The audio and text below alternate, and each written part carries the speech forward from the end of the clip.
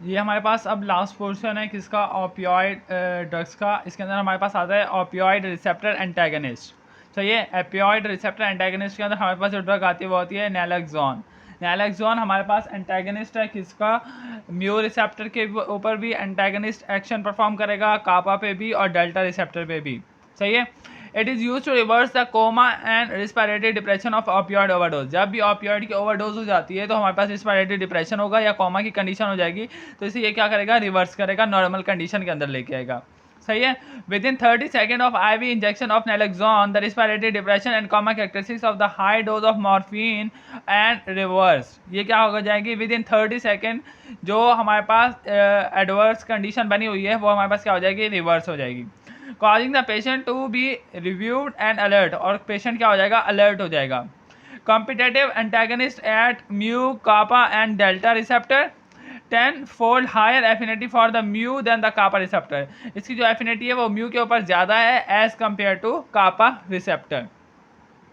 Next इसके uses आते हैं। इसको हम यूज़ करते हैं मॉर्फिन पॉइजनिंग के अंदर, diagnostic test for opioid addiction के अंदर यूज़ करते हैं, prevent neonatal respiratory depression due to opioid using labour के अंदर भी हम इसे यूज़ करते हैं। नेक्स्ट ड्रग आती है हमारे पास नैल्ट्रिजोन। नैल्ट्रिजोन हमारे पास क्या है, इसका एक्शन जो है वो सिमिलर होता है किससे, नैलोक्सोन से, और लॉन्गर ड्यूरेशन ऑफ एक्शन होगा, और इसे भी हम ओरली दे सकते हैं। सही है। Single dose of naloxone block करेगा effect of injected heroin up to 24 hour. 24 hour तक हमारे पास जो हीरोइन का इफेक्ट है उसे क्या कर सकता है, रिड्यूस कर सकता है या ब्लॉक कर सकता है। इसे हम कम्बिनेशन के अंदर देते हैं विद क्लोडीन। ये हमारे पास क्या है, ये कम्बिनेशन है किसका, क्लोनेडीन का और सम टाइम ब्यूप्रीनॉर्फिन का। सही है। यहाँ पे जो हमारे पास ऑपियोइड का चैप्टर है वो क्या होता है, ख़त्म होता है। नेक्स्ट हम फर्दर चैप्टर देखेंगे। एक क्विक सा रिव्यू देख लेते हैं हम इसका। सबसे पहले क्या आता है हमारे पास, ऑपियोइड की क्लासिफिकेशन के अंदर नेचुरल, सेमी सिंथेटिक, सिंथेटिक आपको याद होना चाहिए।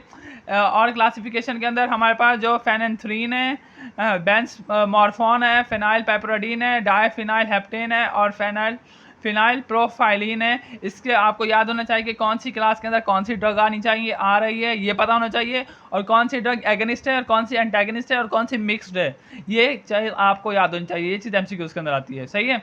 उसके बाद आता है मॉर्फिन। ये हमारे पास क्या प्रोटोटाइप ड्रग है, सबसे लॉन्गर ड्यूरेशन ऑफ एक्शन इसका होता है, सबसे ज़्यादा जो मेन फोकस है हमारे पास वो इसका है। सही है।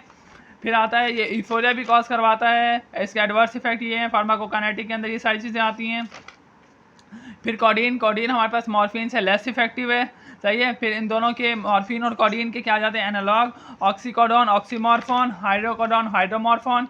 फिर आती है फेंटानाइल की जो एक्टिविटी है वो 100 टाइम ज़्यादा है किससे, मॉर्फिन से। सही है। और ये हमारे पास सेमी सिंथेटिक है। ये फिर क्या आता है, मेथाडोन आता है, फिर मेप्रोडीन आता है। सही है। और फिर ऑपियोइड रिसेप्टर पार्शियल एगनिस्ट और एंटागनिस्ट आता है जिसके अंदर ब्यूप्रीनॉर्फिन आता है, पेंटाजोकिन आता है, अदर एनाल्जेसिक के अंदर आएगा टेपेंटाडोल और टेरामाडोल। सही है। और ऑपियोइड एंटागनिस्ट के अंदर आएगा नैलोक्सोन और नैल्ट्रिजोन। अदर एगनिस्ट और मिक्स एंटागनिस्ट के अंदर आएगा नैलब्यूफिन और ब्यूट्रोफेनॉल। यहाँ पे पूरा हमारे पास जो चैप्टर है वो क्या होता है, ख़त्म होता है। इसके हवाले से कोई भी क्वेश्चन, कोई भी क्वेरी हो तो आप मुझे कमेंट कर सकते हैं।